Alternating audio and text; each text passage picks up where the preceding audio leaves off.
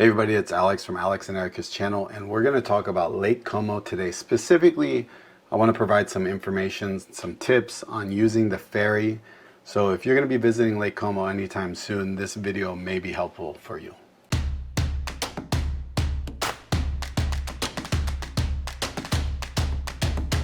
All right, so recently we went to Italy and we visited Como. We budgeted about 3 nights in Como. And then specifically, we had one full day beyond the ferries exploring Lake Como. One day is probably not enough time, so if you're going to be there, if you have 2-3 days, that's probably ideal. We purchased our ferry ticket in advance. We went to the Navigazi website. This is the website. I'll put a link in the description. It's really important, I think, in my opinion, to purchase your tickets in advance. What we ended up doing is we purchased a day pass for that entire day on the Sunday that we're going to be going up and down the lake. And as you can see, this is an image of our ticket. There were 5 of us that had to have a ticket. Emma's 3 years old. She did not require a ticket. So it was 112 euros. You can see there were 3 adults for 28 euros, and then the kids were half fare, so they were 14 euros. And this was a day pass that covered the entire day, all the ferries up and down Lake Como area. You can also see that the valid date on this ticket is September 22nd, 2024. My concern when we got to the ferry terminals that we were going to have to stand in an additional line, and that wasn't the case.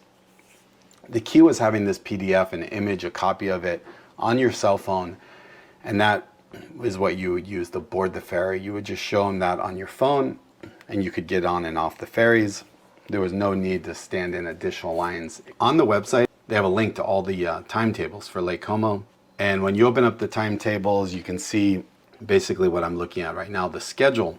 These schedules are available. They're printed. They're also posted on the boats, and they're usually printed on the walls at the different ferry terminals. But again, if you purchase your ticket in advance, I think that's the most important part. That's what ended up saving us a lot of time. And it just so happens that we got lucky. And I wasn't aware of this prior to us visiting. But our day, the day that we explored Como, was on a Sunday. Well, let me go back real quick too and say that our home base was Como. That's where we rented an apartment. We had a 2-bedroom apartment. There were 6 of us. This apartment sleeps 7. So if you're looking for an apartment, I'm going to make a separate video. I'll put a link to that video in the description. You should definitely check it out. It's great for larger families. And I'd heard mixed reviews about staying in Como itself. Personally, I thought having Como as our home base was a great option. And later on in the video, I'll talk about how you can use the fast ferry and how getting up and down Como doesn't take you a ton of time. I know there's different thoughts about where you should stay. I don't know. We really enjoy the evening life. So some of these smaller towns where the evening life gets rather quiet, I thought Como was pretty lively and just a great spot to be in the evenings. Getting back to the this ferry timetable map. So this is available on their website, as you can see. And then you can see at the top here, it says SR, which is the speed service with a supplement. That is a supplement, so that isn't included in your ferry ticket if you buy the day pass or in your standard ferry ticket.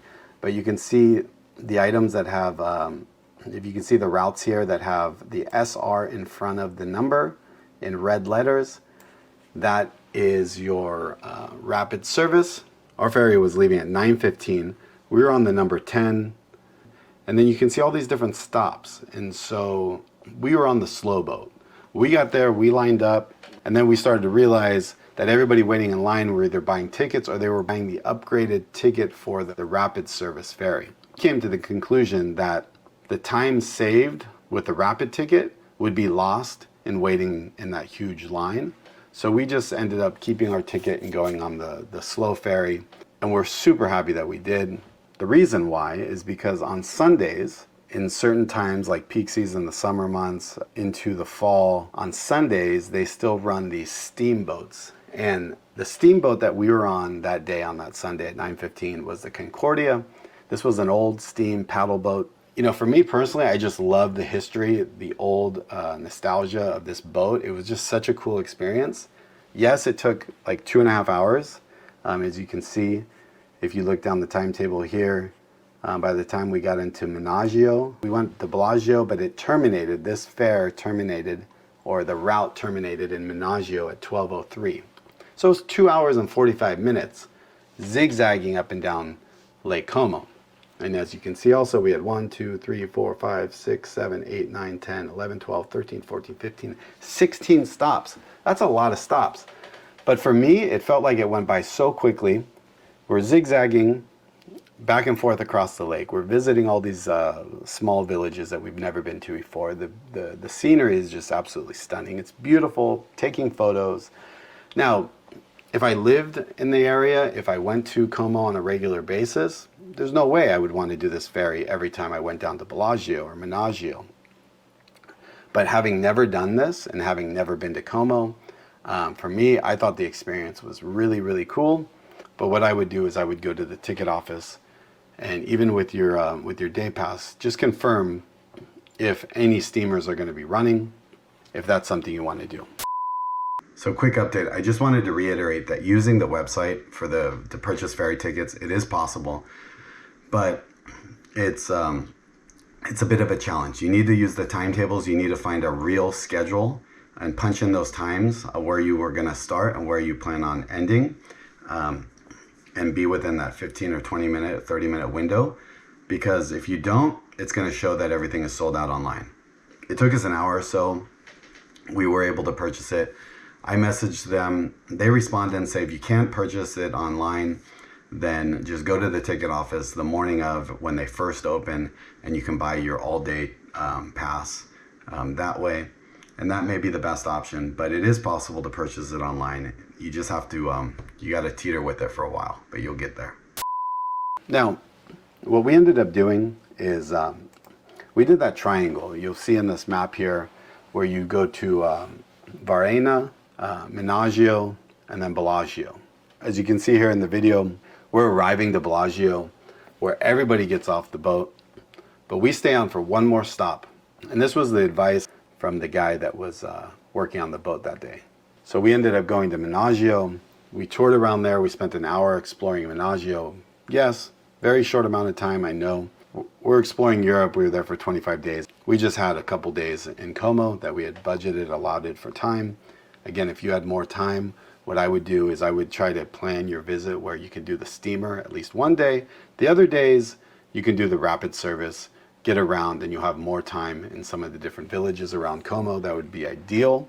We stopped in Bellagio, like I mentioned. We went to Menaggio. Then we went to Varenna, and Varenna was really beautiful. Walked around there. We went to the botanical gardens.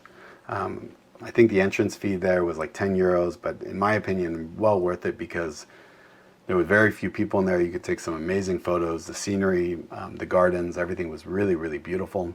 From there, we went to Bellagio, and that's where we spent the rest of the afternoon.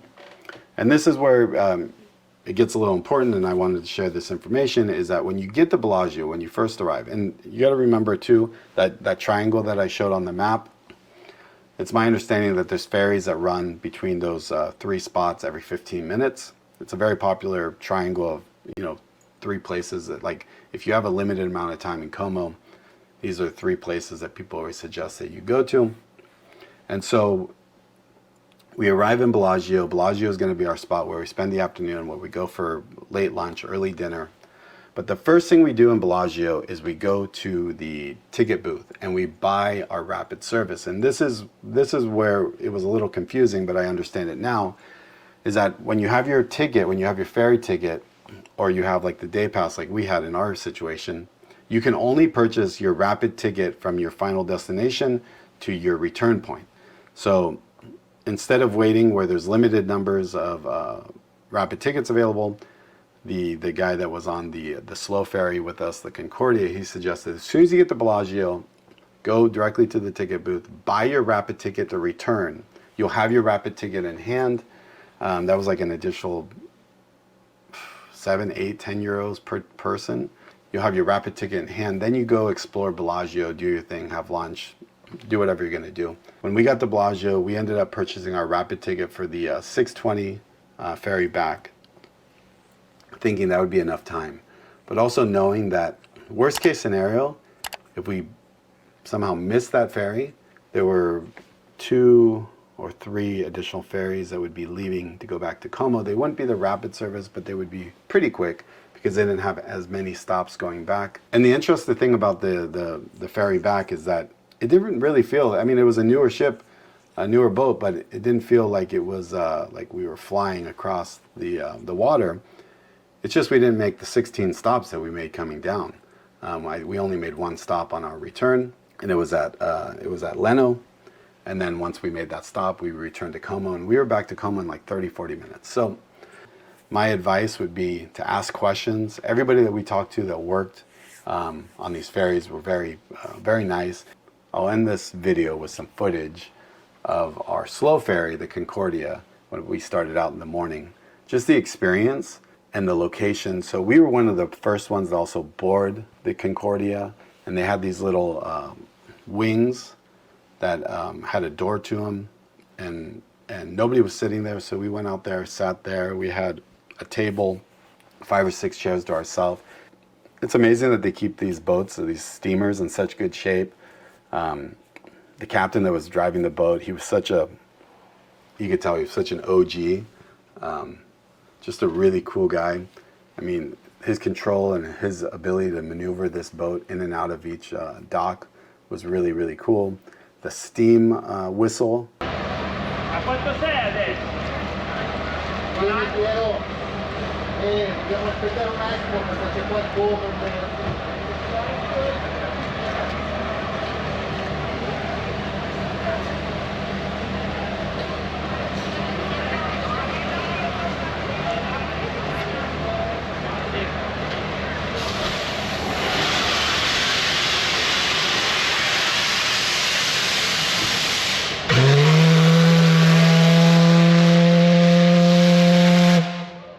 You know, Erika really enjoyed it too. She probably didn't enjoy it as much as I did, but I thought that this was just a cool experience and something that you rarely get to do these days. So that's my advice. If you're going to Como, leave some questions. If you have questions, leave questions below. I'll try to leave the links below in the pinned comment of this video. And if you found this video useful, be sure to share it. Leave a comment if you have any feedback. I know there's other people, there's videos about taking the buses, the trains, having a car. I think if you're going to Como for your first time, you got to do the ferries. You got to experience going up and down the lake. It's just a really cool experience. And the key is to start out early.